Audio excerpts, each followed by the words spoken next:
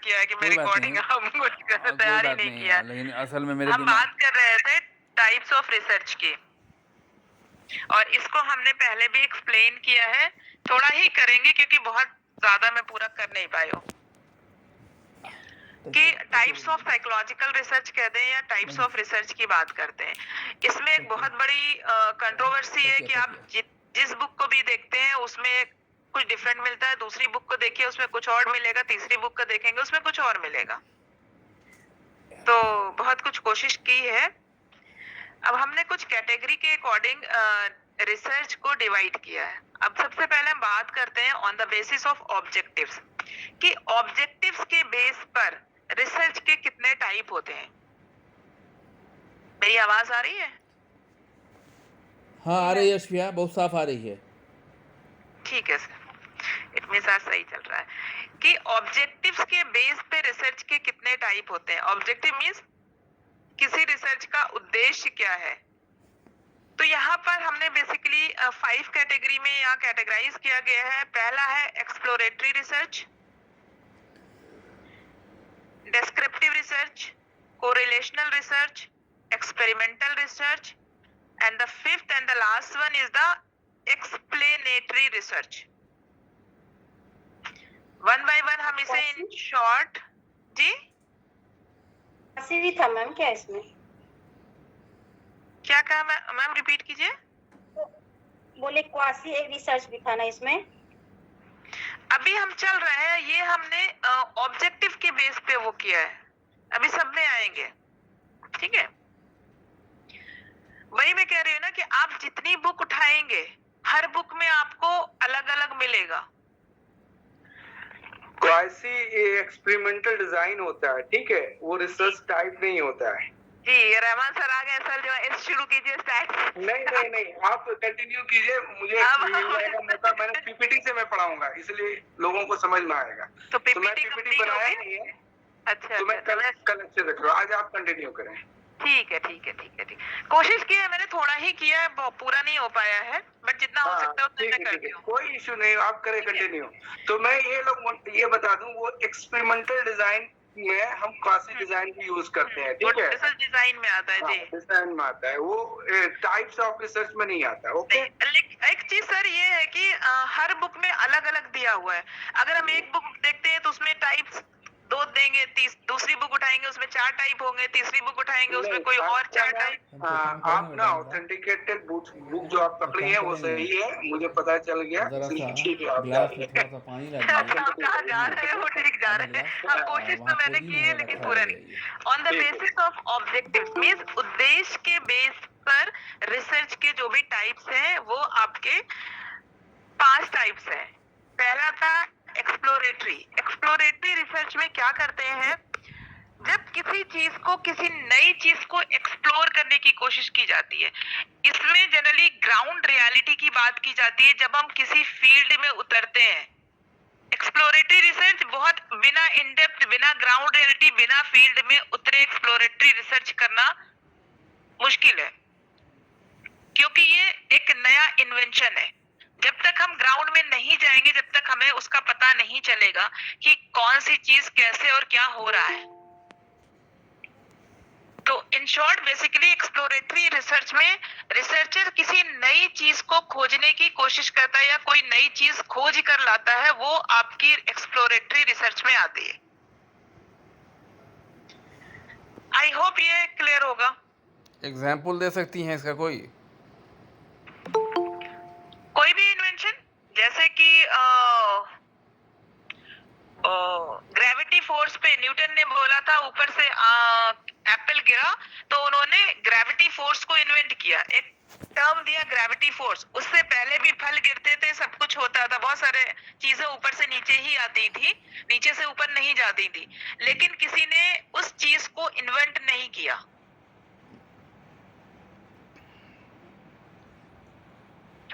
इस तरह के जो काम, या तो आप कोई भी रिसर्च ऐसे ले लीजिए जो फर्स्ट टाइम किसी, जैसे कल हम हिस्ट्री की बात कर रहे थे, हिस्ट्री ऑफ साइकोलॉजी, उसमें जो अलग अलग थ्योरी आई है, थ्योरी तो किसी ने फर्स्ट टाइम इन्वेंट की।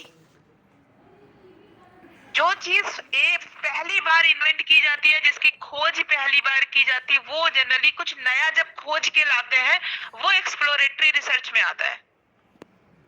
चलिए, ओके। ठीक है। अब नेक्स्ट आपका है, वैसे कुछ अच्छा एग्जांपल सर सोच सकते हैं। अब नेक्स्ट आता है डिस्क्रिप्टिव रिसर्च। इसको अगर हम एक्सप्लोरेटरी रिसर्च से जोड़ दें तो ये उस पे भी हो जाएगा। डिस्क्रिप्टिव रिसर्च में क्या होता है, बेसिकली किसी चीज का डिस्क्राइब करना, किसी चीज का वर्णन करना। सपोज अगर हम इसको एक्सप्लोरेटरी रिसर्च से जोड़ते हैं कि एक्सप्लोरेटरी रिसर्च में हमने जो इवेंट को एक्सप्लोर किया, रिसर्चर ने जो नई चीज खोजी है, उसका वर्णन, उसका डिस्क्रिप्शन, किसी चीज को डिस्क्राइब करना वर्णन ही तो बोलते हैं, किसी चीज का डिस्क्रिप्शन एज इट इज, जैसा वो है, वो आपके डिस्क्रिप्टिव रिसर्च में आएगा। सपोज किसी ने ये मालूम किया कि किसी एक पर्टिकुलर प्लेस पे कुछ हो गया या लैंडस्लाइडिंग हो गई, तो लैंडस्लाइडिंग तो एक अचानक चीज हो गई, अचानक घटना हो गई।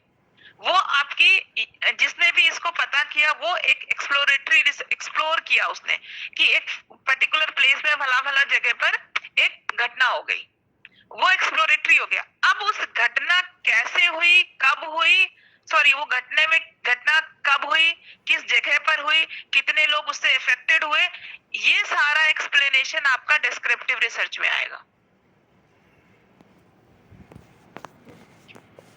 ये समझ में आया?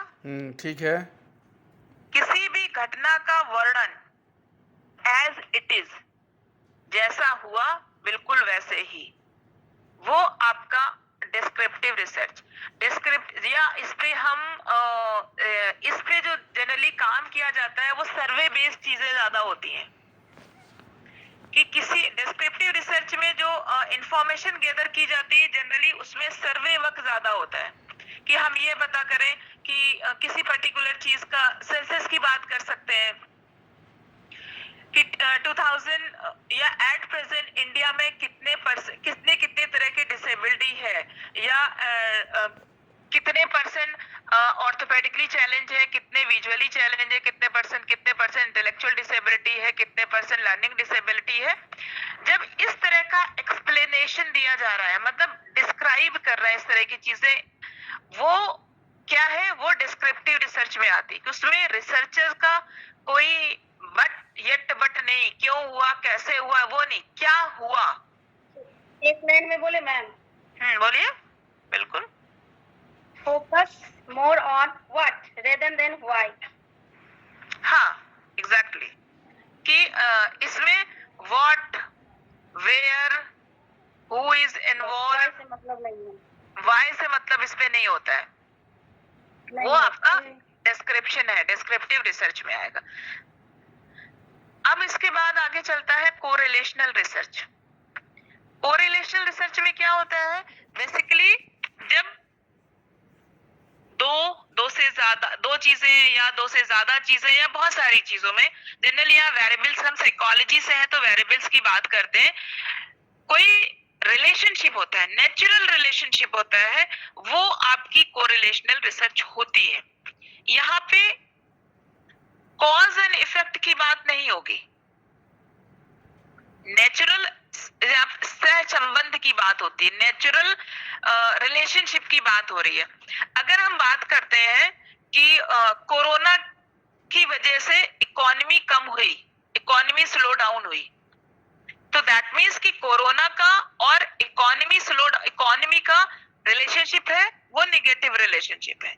ये एक तरह से कहा जाए कि नेचुरल फिनोमिना हुआ या नेचुरल इवेंट हो गया, वो आपका कोरिलेशनल रिसर्च कहलाएगी, जहां पे दो चीजों के बीच में या दो से ज्यादा चीजों के बीच में कोई रिलेशनशिप है, बट वो रिलेशनशिप को हम रिसर्चर मैनिपुलेट नहीं कर रहा है, वो नेचुरल रिलेशनशिप है।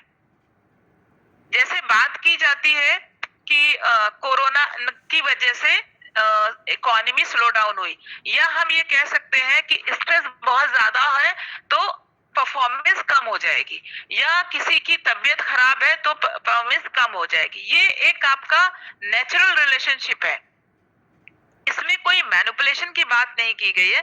नेक्स्ट अब आपका आता है एक्सपेरिमेंटल रिसर्च।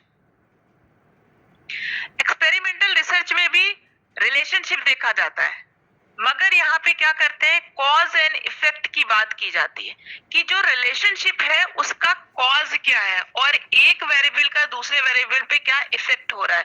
यहाँ पर नेचुरल रिलेशनशिप नहीं है, यहाँ पर जो रिलेशनशिप स्थापित किया जा रहा है, रिसर्चर मैनिपुलेट कर रहा है, किसी लैब कंडीशन में या किसी कंट्रोल कंडीशन में एक्सपेरिमेंट कर रहा है, उसमें वेरिएबल्स की क्वांटिटी को कम और ज्यादा करके डिफरेंट रिजल्ट देखे जाते हैं, उसकी एक पर्टिकुलर चीज का क्या इफेक्ट है।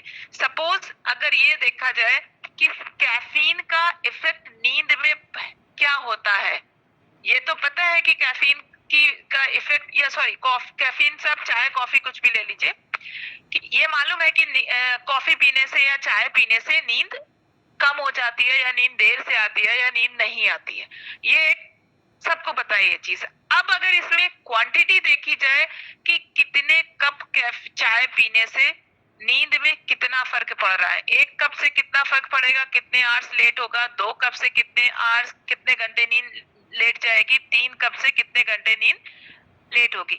ये एक मैनिपुलेशन हो गया कि क्वांटिटी ऑफ कैफीन, कैफीन की मात्रा, कैफीन तो सब समझ रहे हैं ना, चाय और कॉफी में जो कैफीन होता है। क्लियर है। Yes, sir. Yes, ma'am. इतना सन्नाटा है, मुझे लगा कि मेरी आवाज ही नहीं जा रही। आज बहुत टन आवाज आ रही है, इससे सन्नाटा है। इतने सन्नाटे में मत जाइए, बीच बीच में कुछ तो कमेंट करिए ताकि मुझे ये एहसास हो कि हाँ मैं सही जा रही हूँ या आवाज जा रही है। कैफीन तो सभी समझते होंगे आई थॉट, या आप ये ले लीजिए, कैफीन छोड़ दीजिए, आप चाय या कॉफी का इफेक्ट नींद पर पड़ रहा है, कि ये तो सबको पता है कि चाय से नींद पे इफेक्ट होता है या कॉफी से नींद में इफेक्ट होता है, ये एक तरह का काइंड ऑफ नेचुरल रिलेशनशिप है। लेकिन जब हमें ये देखना हो कि कितनी मात्रा में कितना इफेक्ट हो रहा है, 1 कप चाय या कैफीन से नींद कितने घंटे लेट हो रही है, या 2 कप से कितना होगा, 3 कप से कितना होगा, कितने सोने के कितने घंटे पहले हम ले रहे हैं, उसका क्या इफेक्ट हो रहा है। यहाँ पर कैफीन की क्वांटिटी को मैनिपुलेट किया जा रहा है, मींस कम और ज्यादा करके उसका इफेक्ट देखा जा रहा है नींद पर। यहाँ कॉज एंड इफेक्ट आ रहा है कि अगर हम ये सपोज ये मालूम हुआ कि 1 कप कॉफी पीने से कोई नींद पे फर्क नहीं पड़ा, 2 कप पीने से थोड़ा फर्क पड़ रहा है, और अगर हम 3 से 4 कप कॉफी पीते हैं और वो भी सोने के जस्ट 1 घंटा पहले, तो इसका मतलब कि उसका बहुत ज्यादा इफेक्ट पड़ रहा है, या नींद हमारी 3 से 4 घंटे लेट हो जा रही है। तो ये पता चला कि बहुत ज्यादा कॉफी पीने से नींद में इफेक्ट पड़ रहा है, नींद का इफेक्ट हमें मालूम हो गया। यहाँ पर दैट मीन्स की कॉज एंड इफेक्ट रिलेशनशिप है, ये एक्सपेरिमेंटल रिसर्च की बात की जा रही है। अब ये समझ में आ गया, कोरिलेशनल में भी आपका रिलेशनशिप है, एक्सपेरिमेंटल में भी रिलेशनशिप है, लेकिन एक्सपेरिमेंटल में रिलेशनशिप के साथ साथ कॉज एंड इफेक्ट की बात की जा रही है। इसमें रिसर्चर्स मैनिपुलेट करता है, कोरिलेशन में रिसर्चर का कॉज एंड इफेक्ट नहीं है और रिसर्चर्स का कोई मैनिपुलेशन नहीं है। जैसे हमने कोरोना और इकोनॉमी का स्लो डाउन की बात की, या ये मालूम है कि कैफीन या चाय और कॉफी से नींद में असर होता है, नींद इफेक्ट करती है, लेकिन हमें ये नहीं मालूम है कि कितनी क्वांटिटी कॉफी से कितने घंटे नींद इफेक्ट होगी। ये कोरिलेशनल हो गया। जब कॉज एंड इफेक्ट की बात हो रही है, मैनिपुलेशन हो रहा है चीजों का, वहां पर एक्सपेरिमेंटल रिसर्च। अब हम बात करते हैं एक्सप्लेनेटरी रिसर्च।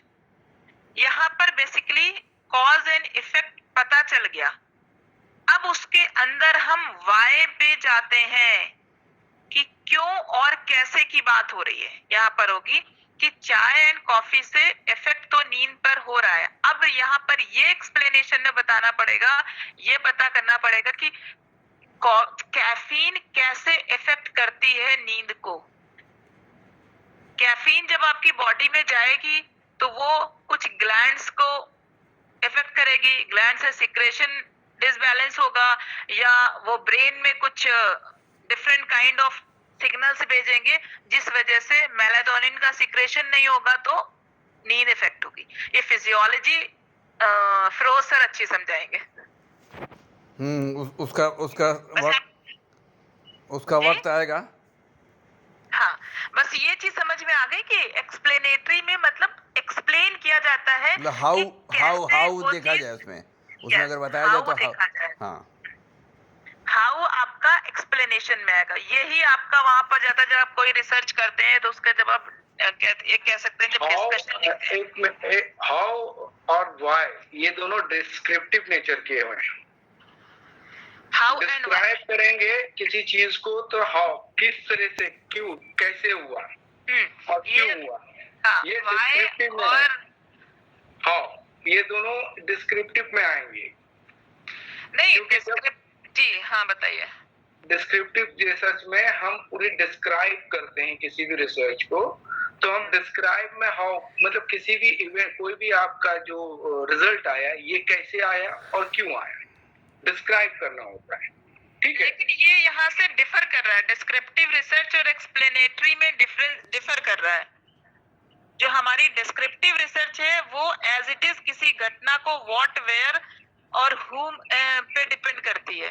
ये एक्सप्लेनेटरी ना, नहीं, डिस्क्रिप्टिव और एक्सप्लेनेटरी में डिफरेंस है। हमने पहले बात की थी डिस्क्रिप्टिव की। डिस्क्रिप्टिव जो सर्वे बेस्ड रिसर्चेस होती है जहां पर सिर्फ रिसर्चर ये बताता है क्या हुआ, कहां पर हुआ और क्या कौन कर रहा है, कौन कौन था वहां पर, ये आपके डिस्क्रिप्टिव रिसर्च में हो गई।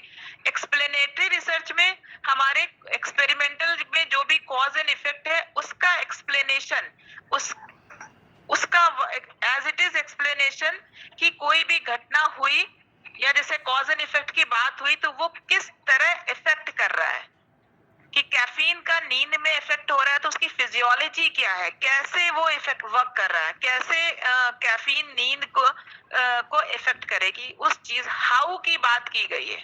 और व्हाई एंड हाउ की बात यहाँ पर की गई एक्सप्लेनेशन में। जैसे हम डिस्कशन लिखते हैं रिसर्च का कि रिजल्ट तो हमें पता चल गया मगर वो क्यों उस डायरेक्शन में आ रहा है उसका रीजन फाइंड आउट करके तभी हम डिस्कशन लिखते हैं, वो यहाँ पर एक्सप्लेनेटरी रिसर्च में वो बात की गई है।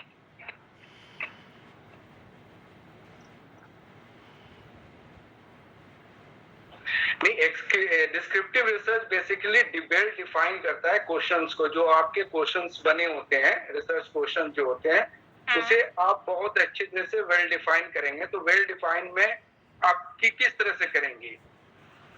अगर हमारा क्वेश्चन ये है कि इंडिया में कितने परसेंट डिसेबल्ड है तो उसका जो एक्सप्लेनेशन होगा वो हमारा डिस्क्रिप्टिव रिसर्च में आ गया। अगर हमारी बात ये होती है कि कैफीन का इफेक्ट, कैसे कैफीन नींद को इफेक्ट कर रही है, कैसे इफेक्ट कर रही है, इसका जो आंसर होगा वो एक्सप्लेनेटरी रिसर्च में आएगा। यहाँ पर किसी आइडियाज को कैसे डिस्कवर करते हैं, किस तरह आपका काम करते हैं कोई भी चीज, या जैसे ये था कि इकोनॉमी और उस कोरोना कैसे इफेक्ट कर रहा है लोगों का, तो वहां पर कोरोना इफेक्ट कर रहा है वो एक डिफरेंट हो गया कि एक पर्टिकुलर जगह पे इतने लोग मरे, कोरोना जो है वो एक वायरस है, वो ऐसे कर रहा है, ऐसे कर रहा है। मगर क्यों, कैसे, क्यों और कैसे, कि कोरोना का वायरस जब बॉडी में जाता है तो कैसे कैसे चेंजेस होते हैं, फिजियोलॉजी कैसे चेंज हो रही है, वो हमारे एक्सप्लेनेटरी में आएगा। एक्सप्लेनेटरी में अस्पिया मैम सिर्फ जो है व्हाई आएगा एंड हाउ भी है, हाउ मैं आपको एविडेंस में भेज रहा हूँ बुक से, ठीक है? ठीक है, भेजिएगा। ठीक है, मैं भेज रहा हूँ। कि जैसे ये था कि कैफीन का इफेक्ट स्लीप पे है, तो अब कैफीन कैसे इफेक्ट कर रही है आपकी स्लीप पे इफेक्ट के लिए, फिजियोलॉजी कैसे वर्क कर रही है, वो एक्सप्लेनेटरी में आ रहा है, क्यों और कैसे। बेसिकली डिस्क्रिप्टिव और एक्सप्लेनेटरी में बहुत ज्यादा डिफरेंस नहीं है। और बहुत से सिचुएशन में अगर आप देखें तो सारे टाइप्स आ जाते हैं। अगर आप एक पर्टिकुलर रिसर्च कर रहे हैं, रिसर्च की जब प्रॉब्लम आप फाइंड आउट कर रहे हैं, वो क्या हो गया, वो एक्सप्लोरेटरी हो गया। किस तरह का, जब आप सैंपल का एक्सप्लेनेशन दे रहे हैं, डिस्क्रिप्शन दे रहे हैं, वो आपका डिस्क्रिप्टिव हो गया। उसके बाद आप कौन सा करेंगे, कोरिलेशन करेंगे, एक्सपेरिमेंटल करेंगे। एक्सपेरिमेंटल कॉज एंड इफेक्ट भी देखने के लिए उससे पहले आपको पता होगा कि कोई रिलेशनशिप है।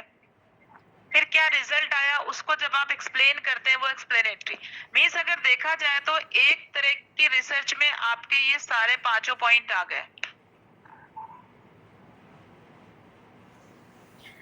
यहाँ तक कोई कमेंट, कोई डाउट? मैंने व्हाट्सएप पे भेजा है मैम, देख लीजिए। ठीक है, मैं देखती हूँ और सभी लोग देख लें।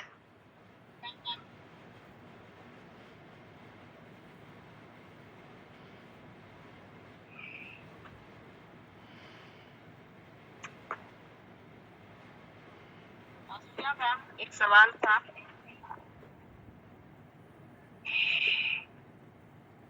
जी मैम, क्या सवाल है, बताइए।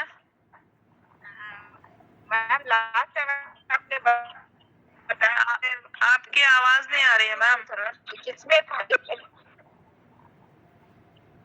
जी बोल रही हूँ मैम कि आपने लास्ट टाइम जो पढ़ाया उसमें एक लिखवाया था कि जैसे मैं कंफ्यूज हूँ, मैं पूछ रही हूँ कि किसमें ये आएगा, जिसमें था कि ये जिसमें हाइपोथेसिस बाद में बनता है, वो वो डिजाइन थी, वो एक्सप्लोरेटरी था, वो डिजाइन थी, वहाँ पे डिजाइन की बात की गई थी। हाँ, क्योंकि हाइपोथेसिस यहाँ पहले इसलिए नहीं बनती है क्योंकि किसी चीज को हम एक्सप्लोर कर रहे हैं। जब कोई चीज एक्सप्लोर कर रहे हैं, वहाँ पे कोई अभी डायरेक्शन ही नहीं है, कुछ भी नहीं है।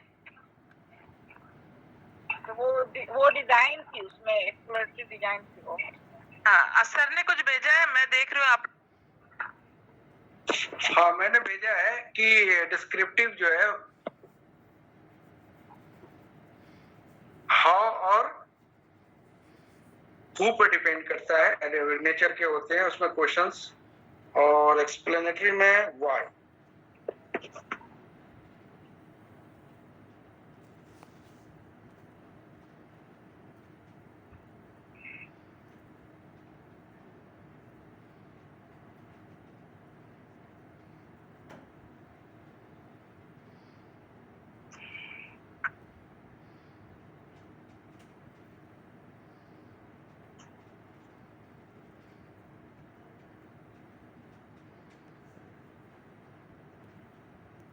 रहमान सर ये किस बुक से है?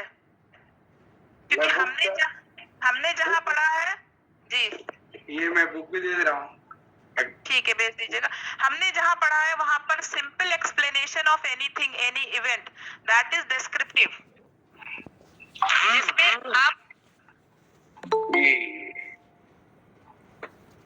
ये मैं बुक का भी भेज दिया मैंने मैम, ये देख लें। ठीक है, वो हम देख लेंगे। लेकिन अच्छा, social science research, Lawrence Neuman की बुक है, ये तो अच्छी बुक है।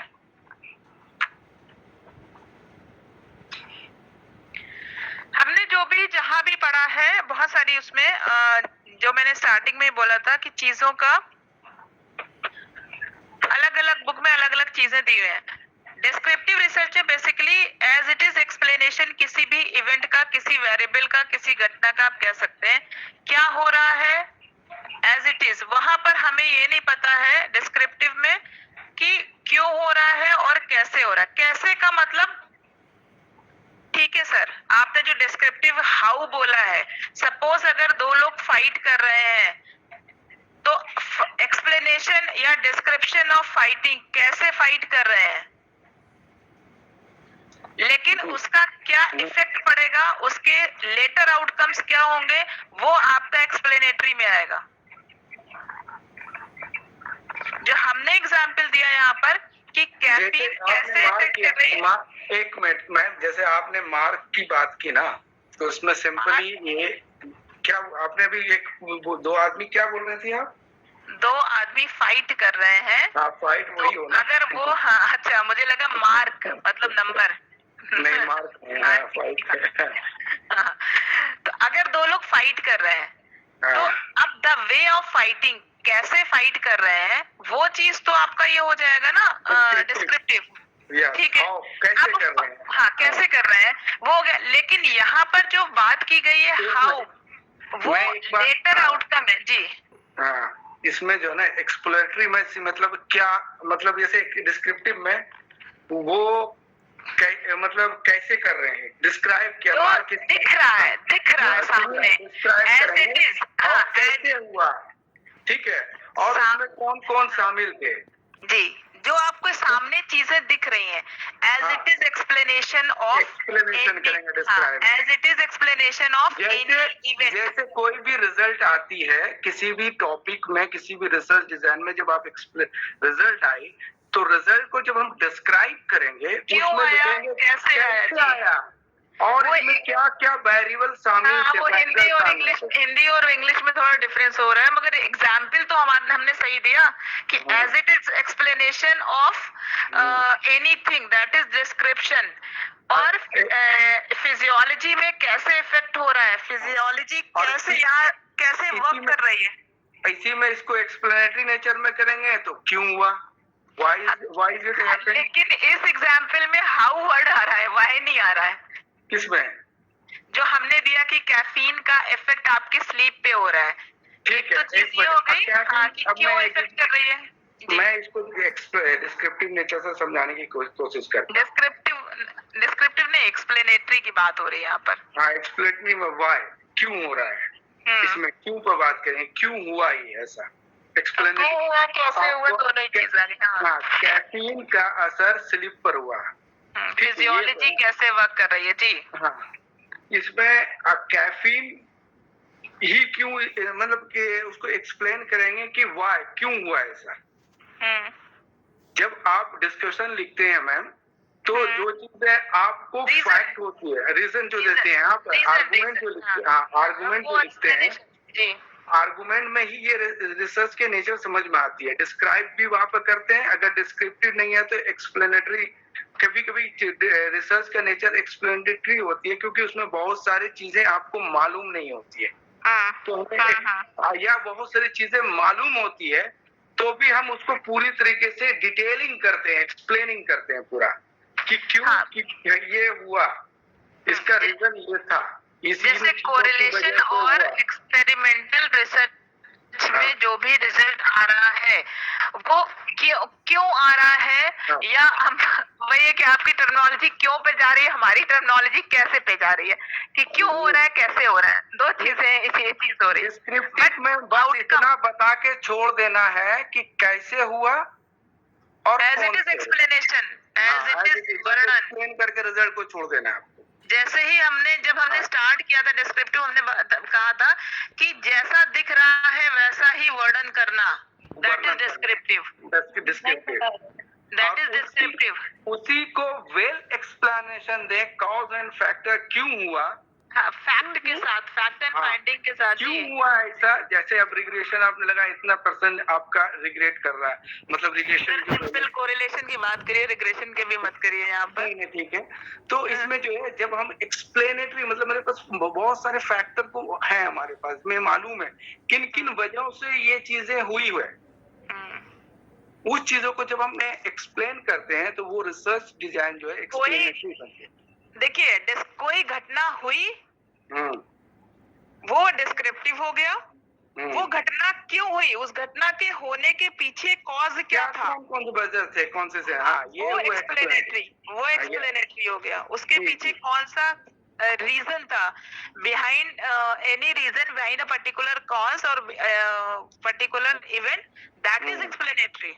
यस, उसमें जब हम कॉजेस ऐड करते हैं, एक्सप्लेन करते हैं उनके कि तो अगर हमने बताया तो था कि एक्सपेरिमेंटल जो हम रिसर्च कर रहे हैं या कोरिलेशनल रिसर्च कर रहे हैं, उसकी जो भी फाइंडिंग आ रही है उसका एक्सप्लेनेशन, उसका कॉज, वो आपके एक्सप्लेनेटरी में आएगा। और इसमें हम क्या निकालते हैं मैम, किसमें? जब हम ये एक्सप्लेनेटरी रिसर्च करते हैं तब हम सिर्फ सिंपल कोरिलेशन से काम नहीं चलता है, हम नहीं। कोरिलेशन डिस्क्रिप्टिव नेचर में लगाते हैं कि ये ऐसा था और ऐसा है हाँ रिलेशन। हाँ हाँ बस। हाँ हाँ। जब हम आपको उसको रीजन फाइंड आउट करना, कॉज reason फाइंड आउट बताना है करना कि है। ऐसा रिलेशन क्यों आया, हाँ। इसके पीछे क्या रीजन है, कौन कौन से फैक्टर काम किए, हाँ। दैट इज कॉल्ड आपका हाँ। Explanatory research. जैसे कैफीन का इफेक्ट, जैसे अभी ने बताया था कि चाय और कॉफी का इफेक्ट नींद पे पड़ता है, मगर नींद पे क्यों पड़ता है उस चीज का एक्सप्लेनेशन, कि फिजियोलॉजी आपकी कैसे वर्क होती, कैसे इफेक्ट होती है। कैफीन में क्या क्या चीज होती है, कौन से मॉलिक्यूल्स होती हैं, किस आपके न्यूरोट्रांसमीटर के कौन, ब्रेन के कौन से पार्ट फिजियोलॉजिकल पार्ट को इफेक्ट करती है, ईच एंड एवरीथिंग डिटेलिंग। कैसे सर, आपका भी इनने भी कैसे वर्ड यूज कर दिया इसमें कि ब्रेन के कौन कौन से न्यूरोट्रांसमीटर कैसे इफेक्ट हो रहे हैं। यहाँ पर इस एग्जाम्पल में टर्मिनोलॉजी का सेंटेंस थी, लेकिन वो रिसर्च हाँ। में वो चीजें नहीं है किस वजह से ये हुई, बस जी, उसको बस बताइए, वही explain ये करें। चीज मैंने पहले ही बताई कि जो आपका वो आ रहा है, कॉज एंड इफेक्ट का रीजन आ रहा है, उसका एक्सप्लेनेशन कि वो क्यों हो रहा है, वो आपका एक्सप्लेनेटरी में आएगा। जी जी, कंटिन्यू करना है, यहाँ डिस्कस करिए। यहाँ तक नहीं, लोगों को आपने और अच्छे से एक्सप्लेन कर दिया। चलिए ठीक है, कंटिन्यू करें। यहाँ तक समझ में आया? Yes ma'am. बड़े हल्के से आवाज आई है। Yes ma'am. चलिए आवाज बहुत सही। सर कहाँ गए? सर चले गए ना। सर नहीं है, बट आवाज, हाँ सर शायद कहीं काम से कहीं गए होंगे। आपका एक्सप्लोरेटरी हो गया, डिस्क्रिप्टिव हो गया, कोरिलेशनल हो गया, एक्सपेरिमेंटल हो गया और एक्सप्लेनेटरी हो गया। ठीक है, इसमें अब इनमें से कोई डाउट तो नहीं है? फिर हम आगे बढ़ते हैं। हेलो। हाँ मैडम। जी सर। हाँ, कोरिलेशनल को थोड़ा सा एक्सप्लेन करवाती मैडम, थोड़ा सा कंफ्यूजन हो गया हमको। कोरिलेशनल जो बता रही थी नेचुरल रिलेशन। कोरिलेशनल को, हाँ मैडम, कोरिलेशनल में बेसिकली जब हम दो वेरिएबल्स, हम साइकोलॉजी की बात कर रहे हैं तो डेफिनेटली यहाँ पे वेरिएबल्स की बात करते हैं तो ज्यादा बेहतर समझ में आएगा। जब दो या दो से ज्यादा वेरिएबल्स के बीच में क्या रिलेशनशिप है, क्या संबंध है, कोई संबंध है या नहीं है, संबंध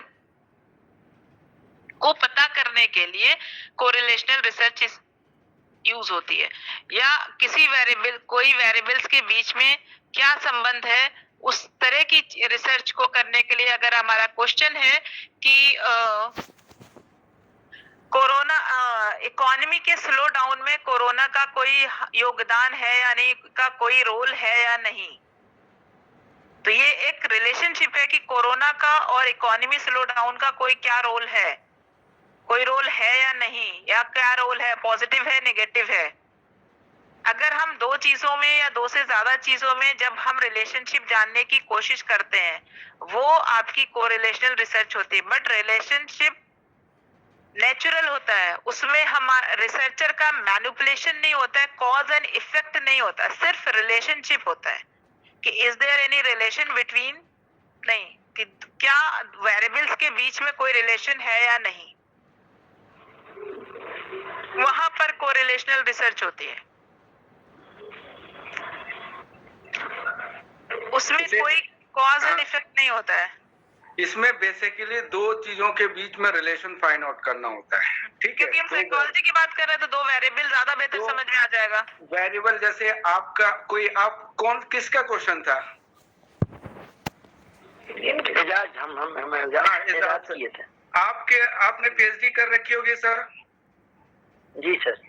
उसमें आपकी टॉपिक का वेरिएबल तो याद होगा सर? हाँ। कौन कौन सी थी sir?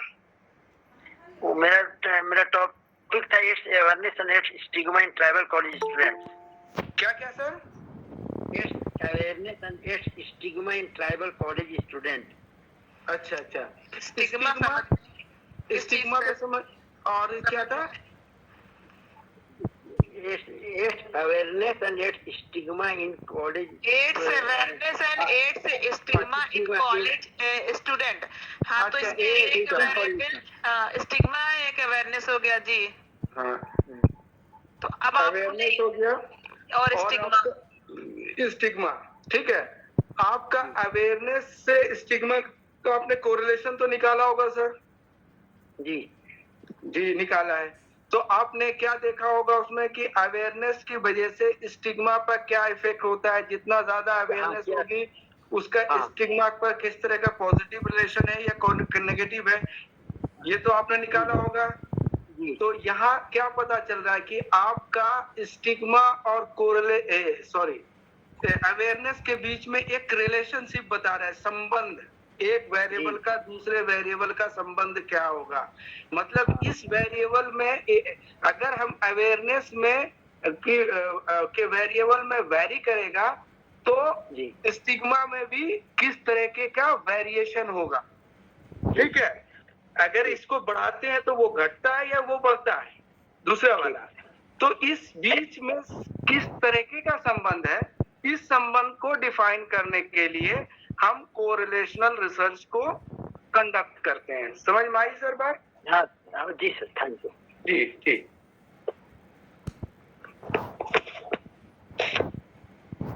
Okay Kaspia ma'am, continue. और सर आपको वो समझ में आया एक्सपेरिमेंटल रिसर्च? जी सर, जी मैडम। अगर हम इसी एग्जाम्पल में अगर हम ये कर दें कि अवेयरनेस कम है, एवरेज है और ज्यादा है, तो उसका स्टिग्मा पे क्या इफेक्ट पड़ेगा?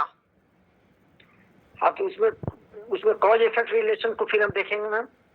हाँ, कि कॉज एंड इफेक्ट रिलेशनशिप तो हो गया, मगर एक्सपेरिमेंटल रिसर्च में अवेयरनेस के लेवल को घटा और बढ़ा दिया जाए अच्छा, तो डेफिनेटली स्टिग्मा पे कोई असर पड़ेगा।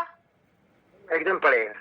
एक ग्रुप है जिसको अवेयरनेस कम है, उसका स्टिग्मा कितना कम हो रहा है। दूसरा ग्रुप है जिसको अवेयरनेस बहुत ज्यादा है,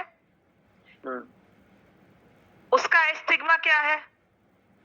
अच्छा, हाँ, दोनों नेचर में अलग अलग होगा। हाँ, अगर हम इस तरह की बात करते हैं, या तो एक चीज ये हो गई कि एक ही ग्रुप पे हम काम कर लें कि एक ग्रुप है उसको थोड़ी अवेयरनेस थी, ज्यादा नहीं थी, तो उसको एड्स का स्टिग्मा था। अगर हम उसको और ज्यादा अवेयरनेस क्रिएट कर दें, उसको और इंफॉर्मेशन दे दें और उसे अवेयर कर दें, तो डेफिनेटली स्टिग्मा कम हो जाएगा। जी तो ये क्या हो गई आपकी एक्सपेरिमेंटल रिसर्च। जी, एक्सपेरिमेंटल हो गया। कॉज एंड इफेक्ट की बात हो जाएगी यहाँ पर कि अवेयरनेस आप जितनी बढ़ाएंगे स्टिग्मा उतना ही कम होगा। हाँ, और अवेयरनेस जितने घटाएंगे स्टिग्मा, हाँ, तो स्टिग्मा बढ़ जाएगा। या अवेयरनेस बिल्कुल नहीं है तो स्टिग्मा बढ़ जाएगा। अवेयरनेस जितनी ज्यादा बढ़ेगी स्टिग्मा उतना कम हो जाएगा। और एक्सपेरिमेंटल रिसर्च को दूसरी नेम से क्या जानते हैं, किस नेम से जानते हैं बताइए। अगर कोई आपको एक्सपेरिमेंटल नहीं बोल के कुछ और बोल दे तो आप कंफ्यूज कर जाएंगे ना, ये क्या है, कौन से उसका दूसरा नाम है। कॉज इफेक्ट कह सकते हैं। इसे लेबोरेटरी भी रिसर्च भी कहते हैं। हाँ, लेबोरेटरी, ठीक है। हाँ, कभी कभी आपको एग्जामिनर ऐसे बोल देगा घुमाने के लिए लेबोरेटरी रिसर्च का, तो वो एक्सपेरिमेंटल है। और इसमें हम ज्यादा से ज्यादा कंट्रोल वेरिएबल मतलब एक्सपीरियंस वेरिएबल को कंट्रोल कर सकते हैं। ठीक है। ये भी कभी कभी ये भी पूछते हैं कि हम किस तरह की रिसर्च को कंट्रोल कंडीशन में कंडक्ट करते हैं। इसमें बेसिकली दो ग्रुप बनाते हैं हम, ए और बी। एक होता है कंट्रोल ग्रुप, दूसरी होती है एक्सपेरिमेंटल ग्रुप। ठीक है जी। एक को हम ट्रीटमेंट देते हैं, दूसरे को हम ट्रीटमेंट नहीं कंट्रोल में रखते हैं और दोनों के इफेक्ट को हम देखते हैं। जी। तो इस तरह के इसको आपको आगे पढ़ाएंगी मैम एक्सपेरिमेंटल डिजाइन में। ठीक है, अभी आप रिसर्च के बारे में जाने। ठीक है मैम। फिरोज सर चले गए? नहीं, हम हैं। अब अच्छा नहीं, अब बीच में काफी देर गायब हो गए सर। हम हैं। ये बताइए कि ये वाला पार्ट सबको क्लियर हो गया? ये बहुत इंपॉर्टेंट है और ज्यादातर यही वर्क करता है। रहमान सर, आपसे एक रिक्वेस्ट है कि आप मुझे इस बुक की पीडीएफ भेज दीजिएगा।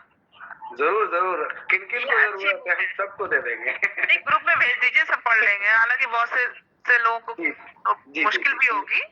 नहीं नहीं, कोई बात नहीं, वो ट्राई करेंगे, जरूर होगा बेहतर। हाँ, जरूर और होगा, ये तो है। उसी में क्या बोलते हैं, क्या, अरे फिरोज सर बताएंगे, क्या उनके पास अच्छी अच्छी मुहावरा है। कैसे शायरी होती है, शेर व शायरी। ठीक है, ठीक है, कंटिन्यू करें मैम। एक मिनिमम की बुक भी तो है इसकी, स्टार्ट्स की रिसर्च की। मिलियम की बहुत अच्छी वो बुक है, बहुत लेकिन अच्छी बुक है। पीडीएफ हाँ। मैं खोज रहा हूँ, वो मिल नहीं रहा है। हाँ, उसकी मुझे भी चाहिए वो बुक। हाँ, मिलियम के, ठीक है। मेरी मैम के पास उसकी हार्ड कॉपी थी। वो सामान वो लगेज बढ़ने के चक्कर में मैंने बहुत सारी अच्छी अच्छी बुक्स का वो नहीं करवाया। यस, अब आगे हम चलते हैं, बात करते हैं ऑन द बेसिस ऑफ। नहीं, इससे पहले ये वाली पांचों चीजें क्लियर हो गई। मोस्टली यूज इन्हीं का होता है, ये पांचों बहुत इंपॉर्टेंट रोल प्ले करती है किसी भी रिसर्च में। जी मैम, क्लियर है। और एक चीज ये भी है कि जरूरी नहीं है कि एक रिसर्च में, अगर आप कोई रिसर्च कर रहे हैं उसमें सिर्फ एक ही टाइप हो, उसमें कई टाइप हो सकते हैं। आप जो प्रॉब्लम का सिलेक्शन करते हैं, जिस आइडिया पे आप काम शुरू करते हैं, वो आइडिया आपका एक्सप्लोरेटरी हो सकता है, क्योंकि आप किसी नए चीज पे ही काम करने जा रहे हैं। कोई आइडिया जो आप ग्राउंड से या इन डेप्थ ढूंढ के ला रहे हैं, वो एक्सप्लोरेटरी हो सकता है।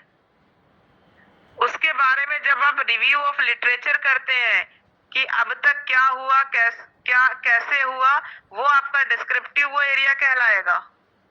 फिर आप आगे जब काम करेंगे, वो कोरिलेशनल हो सकता है, एक्सपेरिमेंटल हो सकता है। फिर जो आपका रिजल्ट आया, उसे जब आप एक्सप्लेन करेंगे विद फैक्ट एंड फाइंडिंग, वो एक्सप्लेनेटरी हो जाएगा।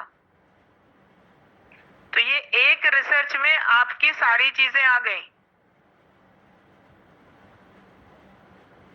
क्लियर है? Yes ma'am. अब आगे बात करते हैं on the basis of outcome या क्लासिफिकेशन की बात कर लेते हैं। उसके बेस पे 3 कैटेगरी में बांटा गया है: फंडामेंटल रिसर्च, अप्लाइड रिसर्च और एक्शन रिसर्च। सॉरी, ये आप लोग एक बार पढ़ चुके हो। फंडामेंटल रिसर्च क्या है, अप्लाइड रिसर्च क्या है और एक्शन रिसर्च क्या है, ये आप लोग बताएंगे। मुझे बहुत अच्छे से याद है, फिरोज सर ने स्टार्टिंग में इसको बहुत अच्छे से बताया था। फंडामेंटल रिसर्चेस क्या होती हैं? होता है मैम, थ्योरी बेस्ड होती है। Theory based research. किसी भी थ्योरी का डेवलपमेंट या कोई भी थ्योरी की गई, वो आपकी फंडामेंटल रिसर्चेस में आती है। सपोज कि क्लासिकल कंडीशनिंग, वो क्या है? किसी पैवलव ने एक थ्योरी, एक सिद्धांत बनाया है, वो आपका फंडामेंटल रिसर्च में आएगा। अब आप अप्लाइड में आ जाएं। अब उस थ्योरी को जब आप डे टू डे लाइफ में अप्लाई करते हैं या उस किसी सिद्धांत को, उस थ्योरी को यूज करते हैं आप अपने डे टू डे लाइफ में, वो आपकी अप्लाइड रिसर्च में आती है।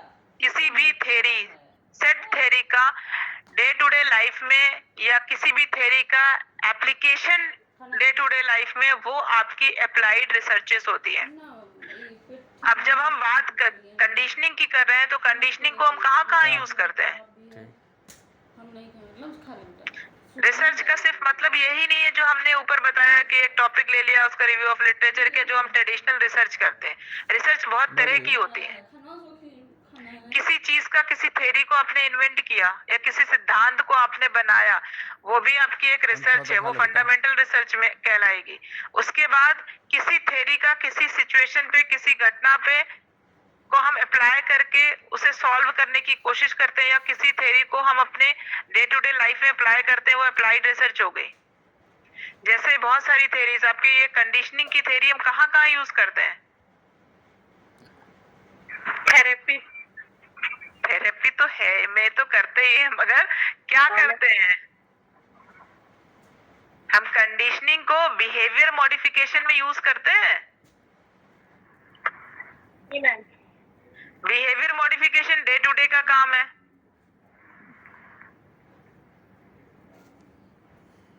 कि किसी के बिहेवियर को हमें ठीक करना है तो हम क्या, बहुत सारी थेरीज अवेलेबल है।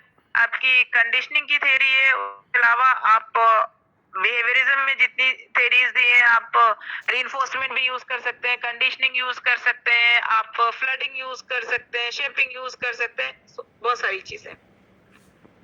वो सब क्या होती है, वो अप्लाइड रिसर्च कहलाती हैं। अब उसके बाद इस पे एक और आती है एक्शन रिसर्च, या हम अप्लाइड रिसर्च में कुछ और साइंटिफिक, अगर हम एग्जाम्पल की बात करें कि ये एलईडी या बल्ब ये सब कैसे बनाए गए।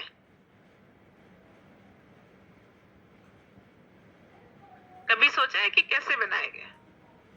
क्योंकि आपके बल्ब में क्या होता है, एक छोटा सा टंगस्टन होता है, वो जो ऐसे होता था स्प्रिंग शॉट ऑफ, वो एक ऐसी मेटल होती है, वो एक स्पेसिफिक पावर पे ही वो वर्क करती जलती है। तो ये थ्योरी तो पहले ही थी फिजिक्स में कि टंगस्टन जो मेटल है वो एक पर्टिकुलर टेम्परेचर पे ही वर्क करेगी, और वो जो ग्लास कांच का गोल गोल राउंड होता था उसमें एक वैक्यूम क्रिएट किया जाता था, या उसमें एक गैस होती थी, तो वो इस लाइट को और स्प्रेड करेगी।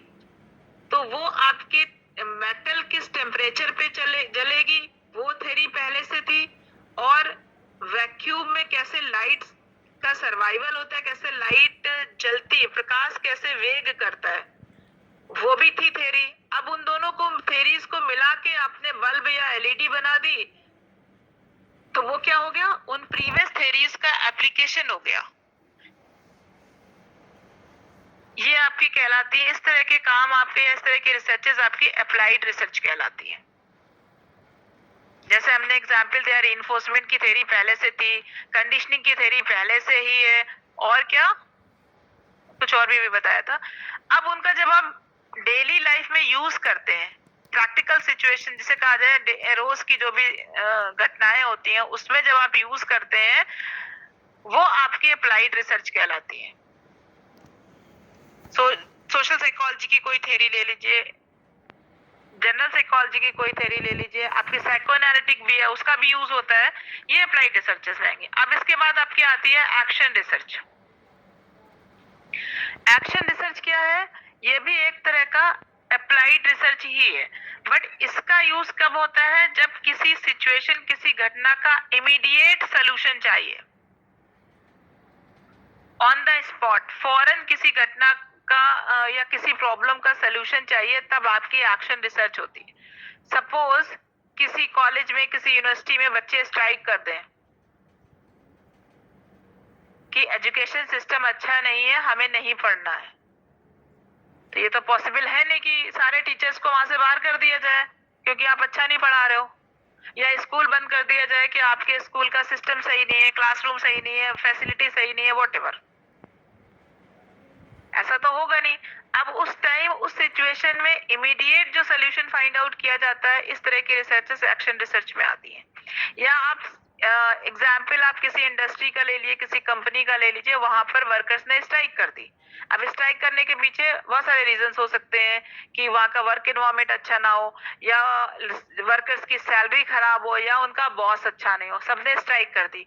अब यहाँ पर क्या होगा कि कोई इमीडिएट सोल्यूशन चाहिए, नहीं तो ये भी नहीं हो सकता है कि काम बंद हो जाएगा तो बहुत बड़ा लॉस होगा, ये भी नहीं हो सकता है कि जो उनके ऊपर हेड है, वर्कर्स के ऊपर सुपरवाइजर समझ लीजिए, बॉस समझ लीजिए, उन सबकी छुट्टी कर दी जाए, ये भी पॉसिबल नहीं है। तो अब दोनों की बात को सुन के समझ के एक बीच का डिसीजन जो निकाला जाता है, इमीडिएट सोल्यूशन, वो आपकी इस तरह के प्रॉब्लम का सोल्यूशन एक्शन रिसर्च में होता है। फंडामेंटल रिसर्च, अप्लाइड रिसर्च और एक्शन रिसर्च, ये समझ में आ गया? Yes ma'am. अब यहाँ पे एंड करते हैं, आगे और बताएं। ऑन द बेसिस ऑफ, आगे है लॉजिक, लॉजिक के बेस पर भी होती है डिडक्टिव रिसर्च और इंडक्टिव रिसर्च। छोड़ दीजिए इसको अब मैम आज छोड़ दीजिए मैम। हाँ वैसे भी 10-35 रिसर्च और स्टैट्स सर के ऊपर से बाउंस करती है, हाँ ज़्यादा जाएगा तो गड़बड़ा जाएगा फिर, इसलिए इतना समझ में आ रहा है क्योंकि पहले हो चुका है ये। Yes, ma'am.